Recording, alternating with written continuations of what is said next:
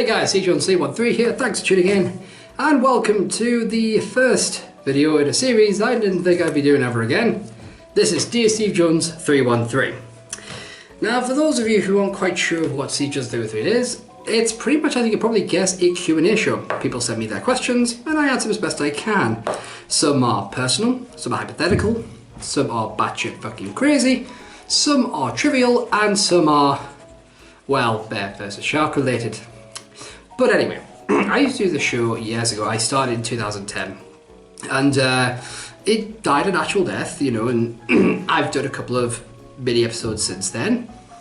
And yeah, I didn't think I'd be bringing it back. Basically, I said I would only bring it back if there was a demand for it, or if there was a good reason to. Which technically are the same thing, but anyway, while some people have expressed an interest in me returning the show, what really kind of made me want to do was the fact that I was going on to my old, not my old channel, sorry, my other channel, the Wandering Angel Productions, and I noticed that some of my old videos had been blocked and muted for copyright reasons. Some of them had to be deleted, and some of them I was able to change the sound of, and so I was able to challenge the sound rate. But a lot of the episodes, or at least parts of the episodes, have been removed.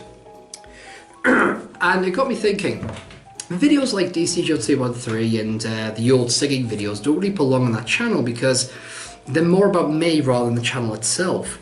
Shows like Hashtag Shout, Hashtag Turn Markout, On the Sofa, they are for the Wandering Angel Productions because they're about other people and they star other people. Whereas SteveJones313 and SteveJones313 Sings and SteveJones313 Tries, they are just about me. So, what I decided to do is I've gathered almost every single question I was ever asked on SteveJones313, and I've compiled them into a list here. So this is just a list of all the questions I've ever asked. There's about 280, something like that. I did have them numbered at one point, but that doesn't translate onto the iPad apparently.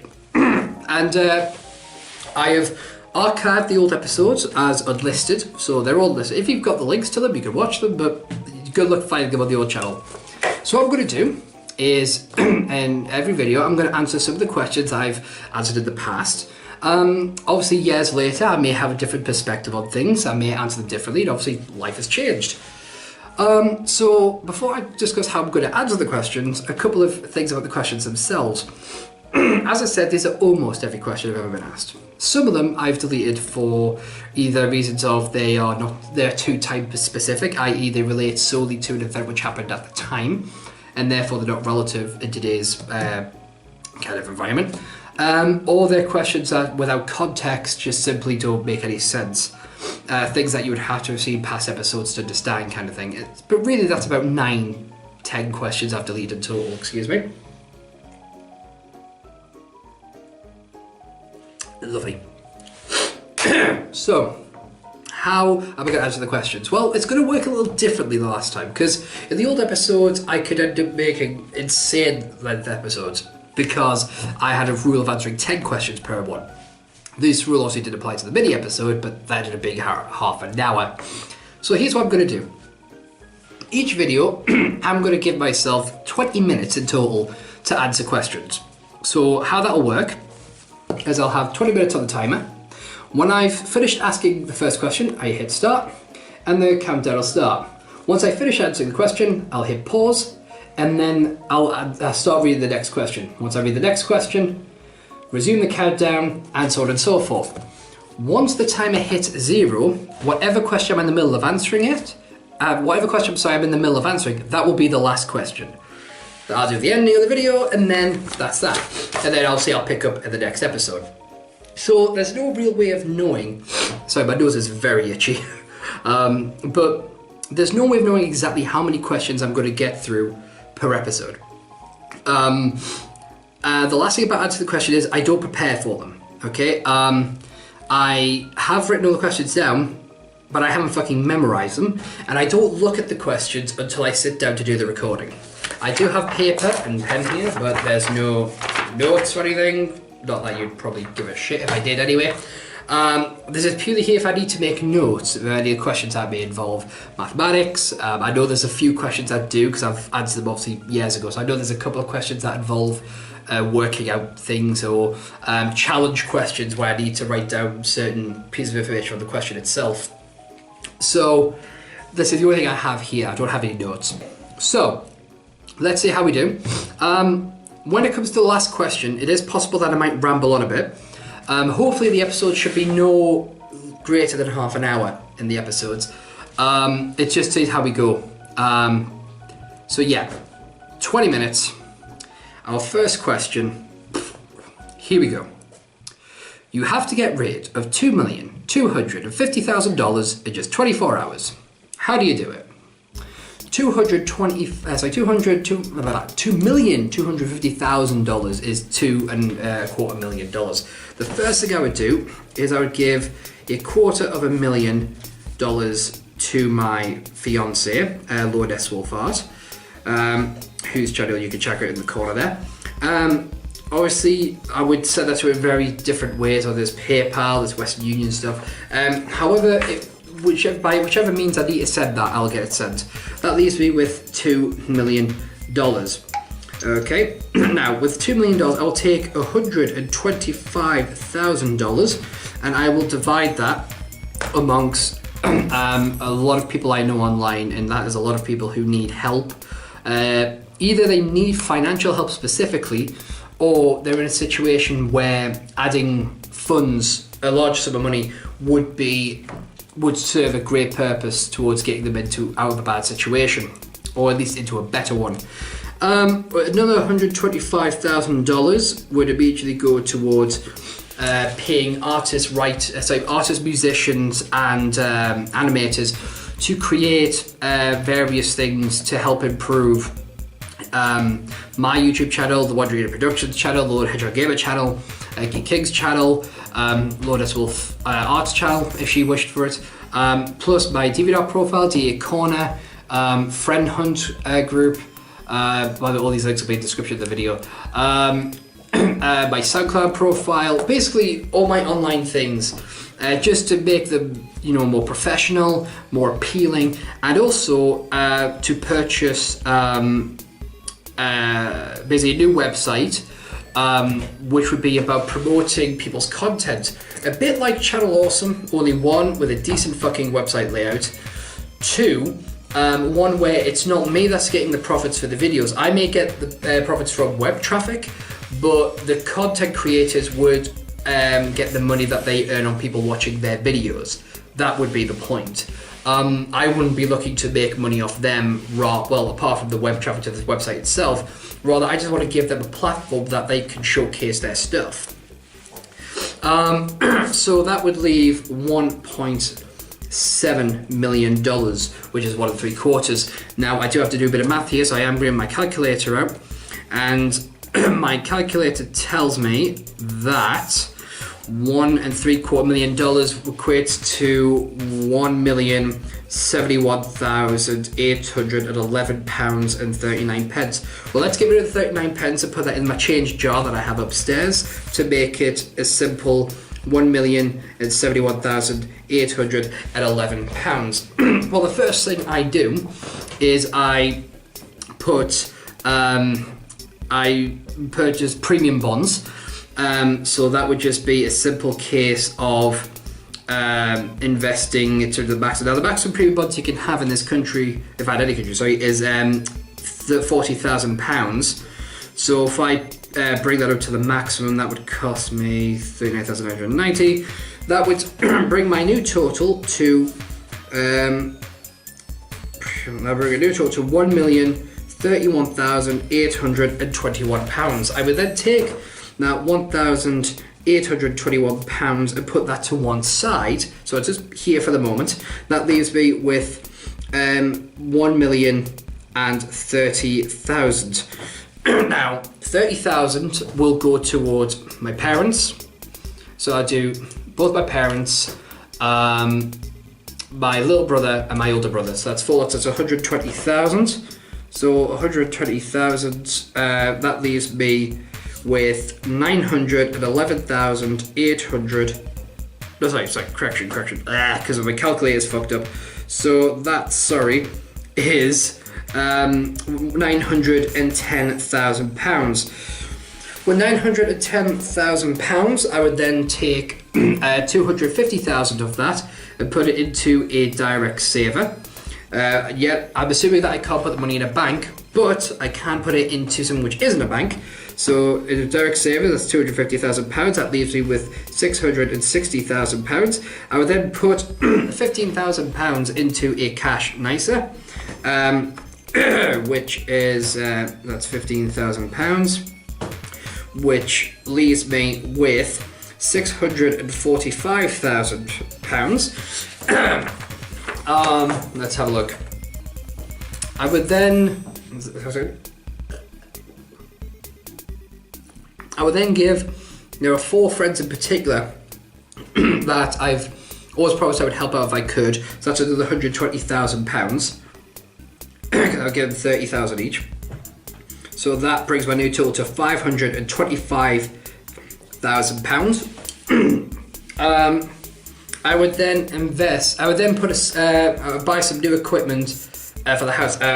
Now, I want to improve the downstairs computer, which is the family computer, which, to be honest with you, it still runs on XP, which is an underrated system. But the hardware itself is pretty so I would love to get a custom build PC. I know I could get one, but I would boot up to the 9. So I'd invest. I'd drop at least £3,000 in it. So about 3, and I'm going to use about 3,000 as the ballpark figure. So there, my computer could do with it. So that's 6. 1 for the guest room, that'd be 9. 2 laptops, Callum and Adam. So that's so 1, 2, 3, 4, 5. That's 15,000. So 15,000 on new computer systems. That brings me down to £510,000. £10,000. Okay. Then what I would do is I would give £60,000 to the parents just for home improvement. So anything that they feel needs improving in the house, like the brickwork, the wiring, the stairs that lead to the gym, example, because they're a little bit unstable, the stairs lead upstairs. £60,000 to them. So that would take me to, let me just, so £60,000. That leaves to £450,000. Right, okay, at this point, I would give £100,000 each to the RSPCA, which is the Royal Society for Protection of Cruelty to Animals, the NSPCC, which is the National Society for Prevention of Cruelty to Children, my local primary school. It might be Roman Catholic, but that's where I do believe there's a lot of potential. So I think 100,000 in them, and £100,000 to. I did have another one. I can't remember what it is off the top of my head. Yeah, £100,000 to the NHS. That's £400,000, which takes me down to £50,000 left. So with £50,000, I would then take from it. My mind's gone completely fucking blank here. Bagel. Right, £50,000. I would take. My mind is so fucked up, it's confused to shittery. Right. Right. I would take from that another £179 to bring the stall that I've got on the side here to £2,000, which would bring my total to, I believe, £49,821. Right, okay. £9,821 I would then spend on new equipment for podcasting, so microphones, video equipment. So I spend all that. That brings it down to £40,000. I would then put £1,000 into a bunch of envelopes. So I'm going to need 40 envelopes, which I have. So So £1,000 in each one, and then I would go wandering around. I basically go wandering around, giving out the envelopes to people I see on the streets, people that could do the money, just give it out. You know, I wouldn't ask for the life story when I just hand them out. Once I run out of envelopes, I have £2,000 left. For that £2,000, I go on a nice little shopping spree. And obviously that £2,000 also covers my travel for the homeless, giving out the money to the homeless people.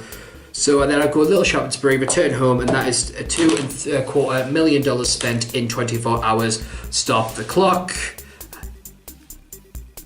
That we now have 9 minutes and 52 seconds left for answering questions. Wow, okay. Okay. Got through that one. So.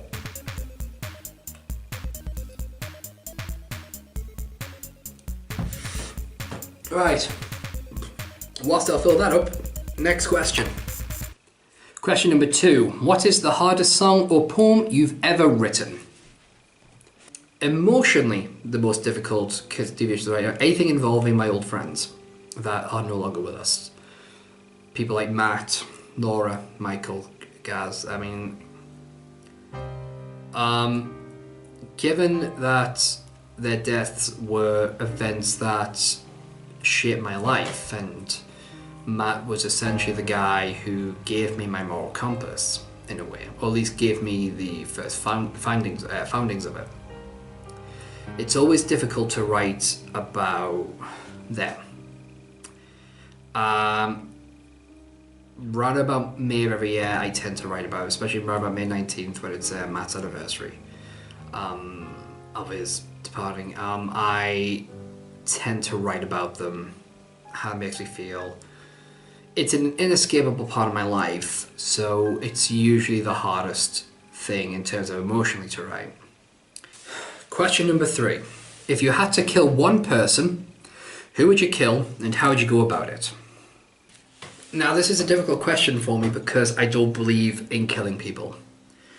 In self-defense, yes, but it's still not a morally good act. It's the lesser of evils, but the lesser of evils is still evil. I don't agree with the death penalty. I don't agree with war.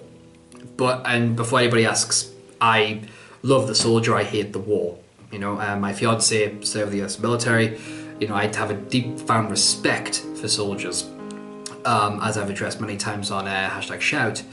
But I hate the idea of ending another human life because life is very finite, and we really should all be learning to cope without having to kill each other. But a rule that I put down in this series is that if someone asks me a question, I try my very best to stick to the rules of the question. Now, on this occasion, we said that I have to. It's very hard because there's a lot of candidates. Not that I believe they're asking for it, but people who do great evil to the world. I don't revel in the death of anybody. I don't care what nationality or whatever. I don't take enjoyment in knowing that, hey, we killed someone. Great. I prefer seeing justice done. But if I have to be in a position where someone has to die,